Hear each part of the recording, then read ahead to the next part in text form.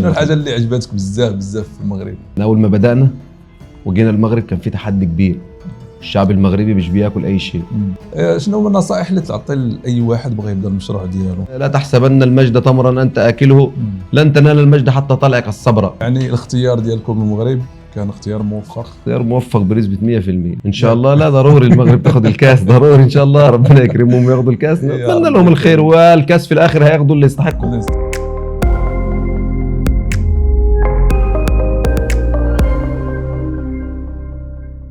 نجاح اي مشروع رهين بمفاتيح وقواعد اللي ربما كتكون بسيطه بزاف، ولكن هي اللي كتدير الفارق، وهي اللي كتكون ربما بعض المرات وماشي ربما بعض المرات كثيره هي سبب النجاح ديال هذاك المشروع. متابعينا الكرام، مرحبا بكم معنا في حلقه جديده والموسم الرابع من برنامج جلسه الشاي مع عبد الاله. والجلسه ديالنا اليوم هي جلسه خاصه بزاف، لان الضيف ديالنا هو ضيف من العيار الثقيل اللي جا وغادي يعطينا هذه المفاتيح وهذه القواعد اللي استعنوا بهم في المشروع ديالهم، اللي هو واحد مشروع ناجح ولله الحمد على الصعيد المحلي ديالهم وعلى الصعيد العربي ولما لا الصعيد الدولي. سي محمود محمود مسؤول بشركة بلبن المغرب. مرحبا سي عبد الاله. كي داير سي محمود؟ الحمد لله كل شيء بخير، كل شيء مزيان الحمد لله. الامور الحمد لله كل شيء بخير. الله بارك الله. مرحبا بك معنا وشرفتينا الله في البرنامج ديالنا. الله يخليك، شرف المكان، نشرف بيك ومرحبا بك. بارك الله فيك. بارك الله فيك، مشرفين والله. الله يحفظك. ممكن تعرفنا سي محمود؟ والله أنا اسمي محمود فتحي، مسؤول بلبن في المغرب. جيت المغرب هنا ودرنا مشروع بلبن ونجحنا الحمد لله في وسط اهلنا وحبايبنا في المغرب الحمد لله، وكان واحد النجاح زوين، فرحنا وما زال الحمد لله مستمرين. الحمد لله فتحنا الفرع الاول والثاني والثالث، ان شاء الله غاديين نفتح في المدن المغربيه كلها ان شاء الله. بس هو ده اللي درناه هو خير كثير. هذا الحمد خير لله كثير. الحمد لله. الله يخليك. اللهم ممكن تقول لنا الفكره ديال بلبن كيفاش خرجت؟ هو اول فكره بلبن مشروع بلبن يعني يملكه واحد في مصر، ما شاء الله عليه، طموح، شاب طموح عنده طموحات، لا شك ان هو ناجح ما شاء الله تبارك الله عليه.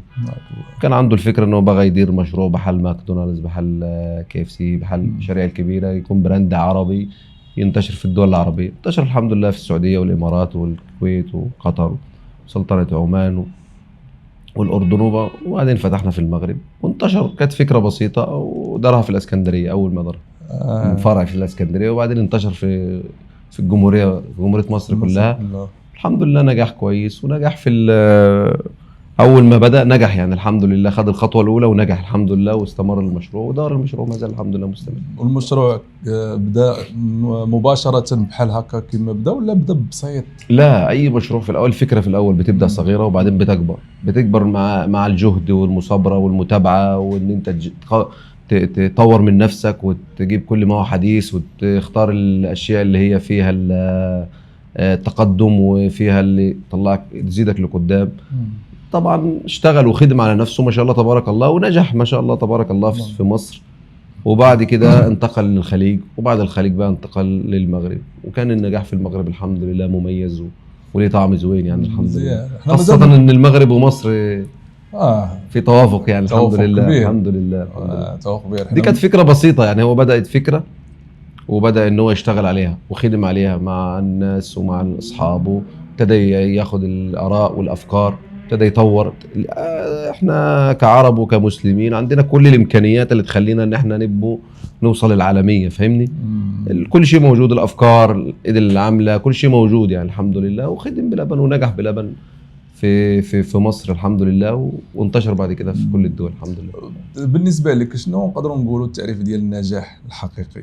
النجاح الحقيقي اللي هو ان انت النجاح الحقيقي ان انت تولي يعني الناس كلها بتهدر عليك. يعني النهارده بلبن كل الناس تقول بلبن بلبن بلبن بلبن، وصلت فكرتك للناس كلها واشتغلت عليها وخدمتها، اصبح الناس الحين عارفاك وعارفه ان انت عندك براند موجود، وان براند عربي لناس عرب وموجود في دول كلها. فده نجاح في حد ذاته، ان انت اصبحت موجود مع الناس في رحلاتهم، في خروجاتهم عايزين بلبن، فاهمني؟ اصبح بلبن شيء موجود مع الناس الحمد لله. ده نجاح الحمد لله، نجاح. والحفاظ على النجاح، والنجاح صعب والحفاظ عليه اصعب. النجاح صعب جدا جدا يعني، ولكن الحفاظ عليه اصعب من النجاح. ان انت تحافظ على الكواليتي بتاعك، وتحافظ على الديزاين بتاعك، وتحافظ على شكلك، وتحافظ على تطورك، وتحافظ على كيف انت تاخد كل ما هو جديد وتنجح في السوق يعني. بس اتاي كتشربوا نشرب بلا سكر، نشرب الاتاي نشرب باش معروف في المغرب ضروري. احنا الاتاي المغربي اصبح ضروري. وبعدين البرنامج اسمه جلسة شاي، لازم نشرب. بس انت مسميه جلسة شاي وهو اسمه اتاي. كنت مسميه جلسة اتاي. تدير معايا حلقه ونشرح لك علاش قلت لك جلسه الشاي. ضروري نعرف السر. هي جلسه الشاي هي باش كما قلتي انت، الفكره بدات بسيطه، وانا معك مع صافي خلاص. احنا اخ وصديق مصري سهله جلسه الشاي. صاحبي تيجي مرحبا بك في مصر، وتيجوا عندنا هناك يعني انا اصلا من خلالك هنا يعني عايز اوجه الشكر للشعب المغربي اللي احتضننا وخدنا ورحب بينا، وازاي ان هم قابلونا، وازاي ان هم كانوا متعاونين معانا. الشعب، الافراد، المؤسسات الحكوميه كيف اتعاملت معانا بمنتهى الحياديه وبمنتهى النصح، وعطونا النصائح وعطونا كيف نخدم. فانا فعلا بشكر الشعب المغربي كله، من اول طبعا السلطه وكل ما هو يمس للشعب المغربي بكل شيء. طبعا سيدنا الملك محمد السادس ربنا يحفظه وينصره. انا شايف بنفسي يعني، انا شايف بعيني كل شيء بصراحه. شفت كل شيء. انا يعني انا دايما ما بعتمدش على اللي بسمع، شفت التقدم والازدهار اللي دايره في المغرب ما شاء الله تبارك الله. يعني المغاربه في قمه المجد بصراحه. يعني الاختيار ديالكم المغرب كان اختيار موفق بنسبه 100%. انا اصلا جالس في المغرب، ما بخرجش اصلا بره المغرب، ما بمشيش بره المغرب. انا حابب المغرب، انا عايش في وسط مملكه جميله، الملك ديالها زوين، يحترم شعبه وشعبه بيحترمه وبيحبوه. شايف بكل شيء يعني. شايف يعني اشوف بعيني واسمع. انا عندي الحمد لله اقدر اقيم الامور يعني. فشايف بصراحه حاجه ما شاء الله تبارك الله يعني تحسدون عليها. شيء تحسدون عليه، تحسدون على ملك، وتحسدون على سلطة، وتحسدون على أمور أنا شفتها في بلاد كثيرة. موجود في المغرب ما شاء الله تبارك الله حاجة ما شاء الله تبارك الله زوينة بالزاف. بسم الله ما شاء الله. إذا ما لقيتوش إكراهات نهائيا؟ مستحيل. أو من أول ما نزلت من مطار محمد الخامس في شهر 6 عام 2024 للحين لم أجد أي تعنت من أي أحد. بالعكس، الكل يتعاون في إطار القانون، والقانون يطبق. خصك تراخيص 1 2 3 4، خصك كذا، الجهة دي تعطيك. أمشي عندهم مرحبا بيك، ويعرفوا أن أنا مصري يرحبوا بيا وأهلا بيك، وخصك تدير كذا ودير كذا، والنصح. وأنا لما بسأل واحد مغربي على أي شيء والله لا يبخل علي بأي شيء. أقول الكلام بصراحة ومنتهى الشفافية. ما وجدناه في المغرب من ترحاب ومن تلقاء ومن مقابلة ومن حب ومن كل شيء لم نجده في أي دولة من الدول الأخرى بصراحة يعني. المغرب علاقتنا بها قوية. حبنا للمغرب حب من سنين، حكومة وشعبا وكل شيء في المغرب. كل شيء في المغرب نحبه بصراحة يعني. وراه هذا متبادل حتى حنايا بالناس ديال مصر. وربنا يحفظ عليكم البلاد ويحفظ عليكم بلادكم ويبارك فيها ويبارك فيما فيها كل الخير اللي فيها تبارك الله. ربنا يحفظها والله ما شاء الله. امين بارك الله. شنو الحاجة اللي عجبتك بزاف في المغرب؟ اللي عجبني في المغرب كل شيء في المغرب عجبني والله العظيم. اقسم بالله اقول لك واحد حاجة صدق يعني. المغرب جميلة بزاف، جميلة بأهلها وجميلة بنظامها. اللي عجبني في البلد القانون. قانون. أنا كنا قبل بنهدر أنا وإنت قبل اللقاء، القانون يطبق في المغرب. القانون، بلد القانون. وخا أنت أجنبي، وخا أنت مصري، وخا أنت مغربي، يعطي كل ذي حق حق. كل يأخذ حقه بالقانون. وعجبني اكتر ان القانون مش يعني لا يطبق، لا يطبق على ارض الواقع. في المرور يطبق، في التراخيص يطبق القانون، في كل شيء يطبق القانون. بلد القانون واحترام القانون فيها شيء جميل جدا يعني. وده اللي عجبني فيها بصراحة يعني. الفضل ديال تاخذ الله حقك. سبحانه وتعالى. تاخذ حقك. الحمد لله. لا يظلم فيها احد. هذه البلاد اللي انا يعني ما اراها، يعني ما رايته وما شاهدته بعيني، لا يظلم فيها احد. مع الحق، معك الحق تاخذ حقك بشي. والحمد لله الحمد لله شكر لله. ربنا يحفظها البلاد دي، ما بغناش ان احنا آمين. بغنى لها الخير آمين. وبغنى لها آمين. السعاده والتقدم بارك الله ان فيك. شاء الله. بشرك برضو من خلال الرؤيه اللي الواحد يشوفها ان شاء الله باذن الله، المغرب غاديه في طريق تقدم رهيب ما شاء الله تبارك الله يعني. بارك الله ما شاء الله. ربنا يحفظ عليكم البلاد. امين يا رب. امين امين. ويعني اي مستثمر اجنبي ممكن انه انا برضو من خلالك هنا ومن خلال قناتك بدعو اي مستثمر يريد الامان ويريد استثمار آمن بنسبة 100%. وانا يعني بهدر وبتكلم بمنتهى الثقة وعارف انا بقول ايه، يستثمر في المغرب. في المغرب اي استثمار تستثمره في المغرب يكون ناجح، ما دمت ماشي صحيح، ما دمت ماشي نشان، ما دمت عارف القانون، ما دمت عارف ما عندك تاخذ حقك، والمشروع ديالك غادي في طريق السليم. انا ادعو اي مستثمر عربي، مستثمر اجنبي، اي مستثمر من مصر يجي في المغرب يستثمر. هتشوف بيئة اصلا، بيئة قانونية جميلة جدا، من افضل البيئات الاستثمار في العالم هي المغرب. وانا من سنة حضرت مع واحد في الصحافة كان سألني سؤال، قال لي تنظيم ايه رايك في تنظيم كاس العالم؟ قلت له المغرب ستنظم العالم. المغرب تستطيع ان تنظم العالم. واليوم شفنا كاس الامم الافريقيه والناس شايفه بنفسها انا كاس الامم الافريقيه ودار في المغرب وكأن ما فيش كاس امم افريقيه. الامور ماشيه مزيانه وبخير، وتنظيم عالمي يشهد به القاسي والداني، يشهد به كل الناس. تنظيم على اعلى مستوى من الملاعب، من التنظيم، من البطولات، من كل شيء ما شاء الله تبارك الله. حاجه جميله جدا يعني. الحمد لله. ان شاء الله نجيبوا الكاس ان شاء الله. ان شاء الله. لا ضروري المغرب تاخذ الكاس، ضروري ان شاء الله. ربنا يكرمهم وياخذوا الكاس، نتمنى لهم الخير. والكاس في الاخر هياخذوا اللي يستحقوا، اللي يستحق الكاس هياخذوا. ده رجم بالغيب ما نعرفش، ولكن اتمنى ان المغرب تاخذه، منظمه في البطوله عندهم اقل شيء، ونتمنى طبعا يستاهلوا. وطبعا عندي ولاء لمصر ده اكيد يعني. ومصر غاديه مزيانه. انت شفت بنفسك في الاستاد اجادير ازاي ان هم 40,000 متفرج مغربي يدخلوا ويشجعوا مصر. يعني مش انا الواحد اللي بشجع، بالعكس ده ما حصلش في اي مكان في العالم يعني. فده يدل على الحب والترابط المغربي المصري. الحمد لله. احنا المغرب راه كنحبوا كاع الناس، اللهم لك الحمد، كل شيء مرحب به. موجوده شفتها بعيني والله، شفتها بعيني والله. ما حدش يعني ما حدش قال عليها يعني، ما حدش هدر معايا فيها يعني. انا شفت بعيني الحب والتبادل، عشته من اول ما فتحنا. كي جا كتعب هذا مزيان، نزيدك كاس اخر. واعر بزاف، نزيدك كاس اخر. صافحنا مع بعض مازال الجلسه مزيان. السؤال اللي بغيت نسولك، احنا كنعرفوا بلي المغربي هو انسان كيتطلب الجوده، ماشي اي حاجه ممكن انه ياخذها. وهذا كان اكبر تحدي علينا في المغرب. تماما. احنا اول ما بدانا وجينا المغرب كان في تحدي كبير. الشعب المغربي مش بياكل اي شيء، وما عندوش الماكله اللي هي عشوائيه، لا بالعكس. الشعب المغربي ذواق، والمطبخ المغربي مطبخ عالمي، والاكل المغربي اكل يعني صحي بامتياز. فكنا خايفين من الموضوع ان احنا جايين وما جينا المغرب ونزلنا المغرب، وكيف الكواليتي بتاعنا، الماكله بتاعتنا، الشكل بتاعنا. والحمد لله فوجئنا بنجاح غير طبيعي، لدرجه ان احنا سكرنا.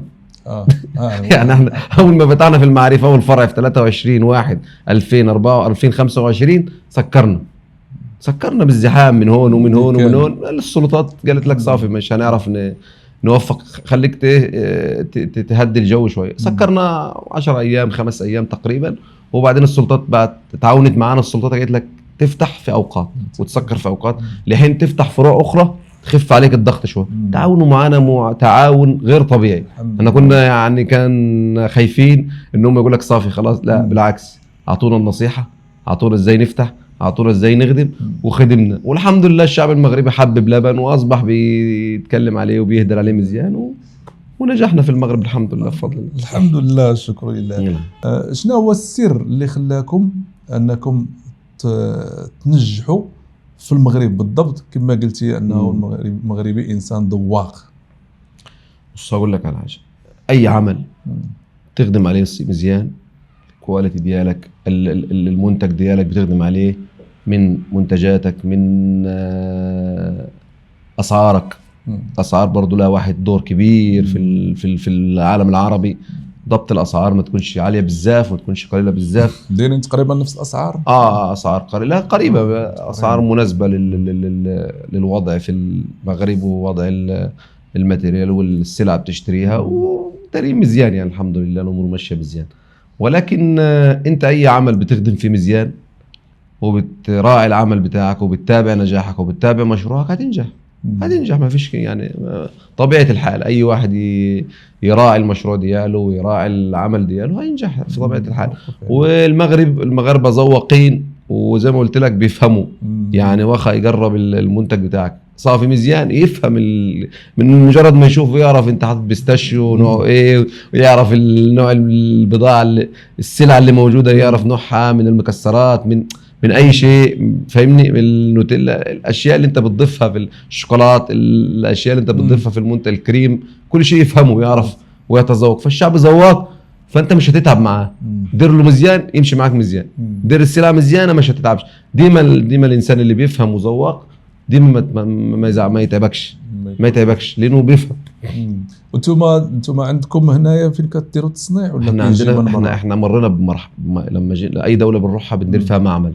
لما جينا المغرب هنا درنا معمل في صبينو في المدينه الصناعيه تبع صبينو تبع مدينه النواصر ودرنا التراخيص ديالنا وخدنا رخصه التصنيع اللي هي رخصه استغلال. وبعد كده خدنا رخصه الانصه. رخصه الانصه من اقوى الرخص في المغرب. ده كان التحدي الكبير. جت اللجنه وعطتنا المخطط وعطتنا كيف ندير وكيف ومشينا على المخطط اللي دارونا. وبعد كده جت وعطتنا الرخصه بمنتهى الاحترافيه برضه بمنتهى التعاون فاهمني.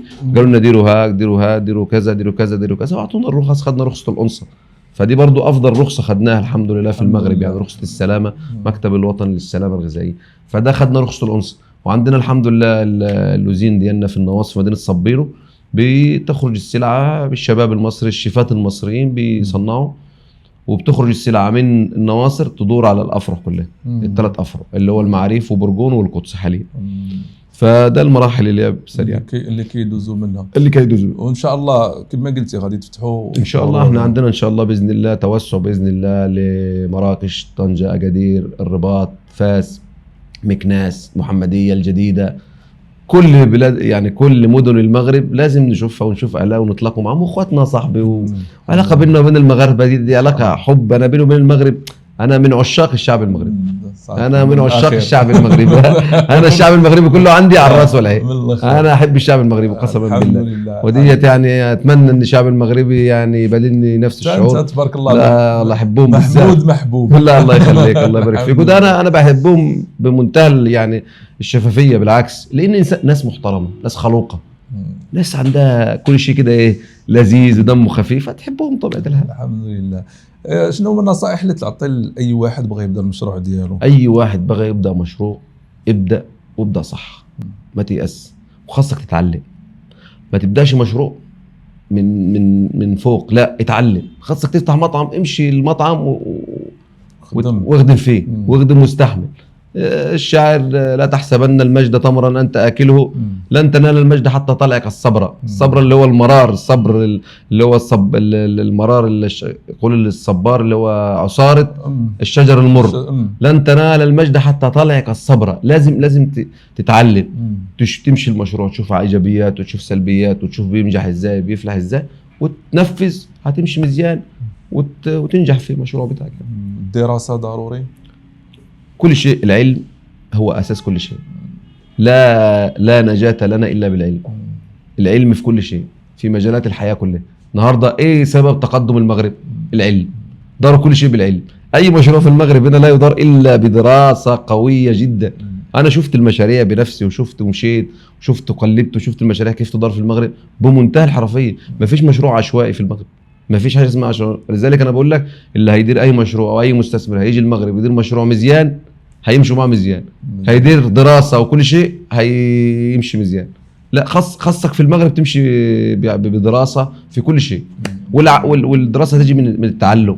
انما العلم بالتعلم. لما تمشي لاي بلاصه تتعلم فيها وتاخد وقت فيها وتدرس فيها وتتعلم وتعرف الايجابيات والسلبيات هو ده العلم. دونك هذا جوج حوايج الصبر والعلم اهم شيء العلم. وان انت يعني انا تعلمت واحد شيء في المغرب هنا، ما تزربش، ما تزربش. تستعجلش. في مصر نقول ما تستعجلش. خاصك في المغرب تهدى شوي، تتعلم وتعرف الامور تمشي ازاي، هتشوف كل شيء في المغرب جميل، والمغرب جميله في كل شيء. شيء اضافه بغيت تضيف علينا؟ انا اضافه طبعا، انا ما اضيفش. انا النهارده انا سعيد ان انا شفتك، وسعيد ان شفت اخونا يونس، ومتشرفين بيكم. ومره تانية يعني بكرر يعني حبي واعتزازي للمغرب طبعا بكل ما فيها من سلطة، وكل ما فيها من يعني أهلي وحبايبي وأخواتي في المغرب من خلال قناتك الكريمة، ببعت لهم السلام. بارك الله فيك. وطبعا مصر الحبيبة طبعا أهلنا وأخواتنا وحبايبنا.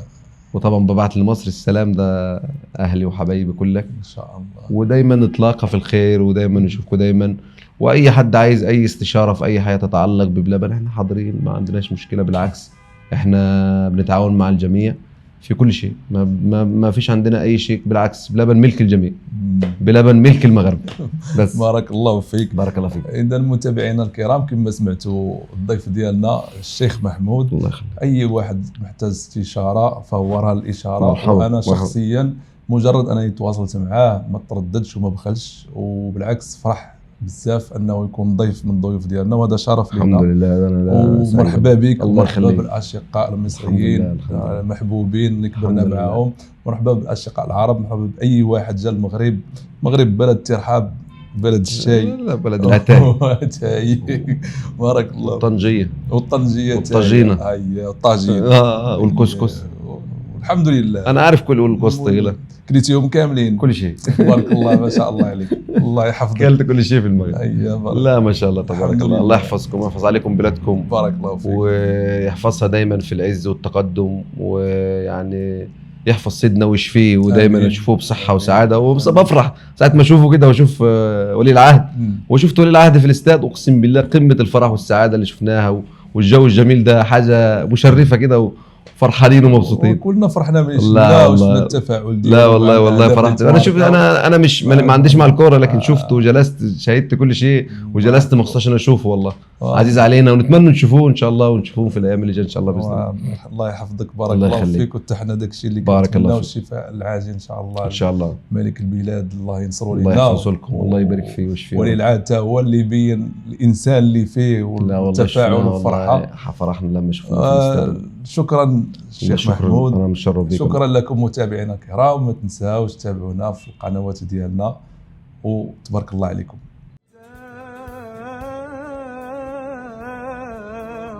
وشربت